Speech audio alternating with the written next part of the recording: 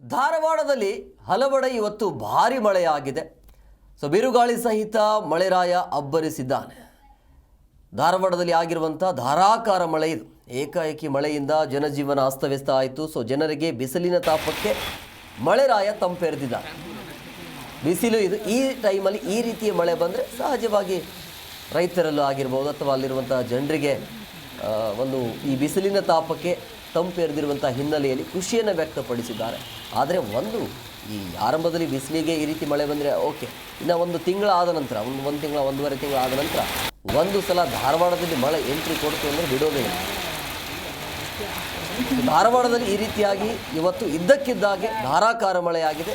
ಹಲವೆಡೆ ಬಿರುಗಾಳಿ ಸಹಿತ ವರುಣದೇವ ಅಬ್ಬರಿಸಿದ್ದಾನೆ. ಏಕಾಏಕಿ ಮಳೆಯಿಂದ ಜನಜೀವನ ಕೂಡ ಅಸ್ತವ್ಯಸ್ತವಾಗಿತ್ತು. ಆದರೆ ಜನರಿಗೆ ಬಿಸಿಲಿನ ತಾಪಕ್ಕೆ ಮಳೆರಾಯ ತಂಪೆರೆದಿದ್ದಾರೆ.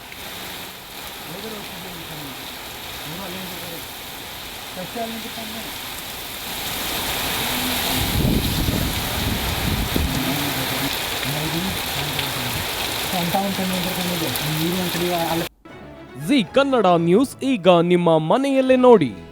ಎಲ್ಲ ಕೇಬಲ್ಗಳಲ್ಲಿ ಈಗ ಲಭ್ಯ.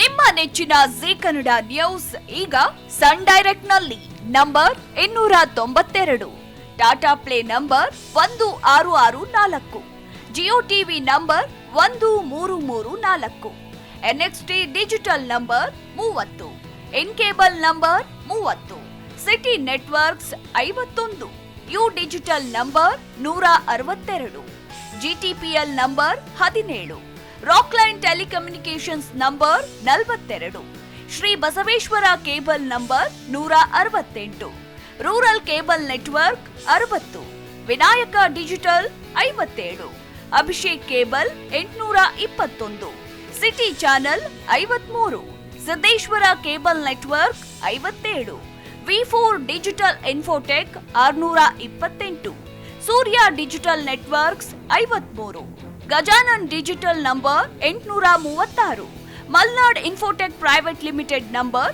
56, Metrocast number 830, victory digital number 167ರಲ್ಲಿ ನೋಡಿ ಆನಂದಿಸಿ.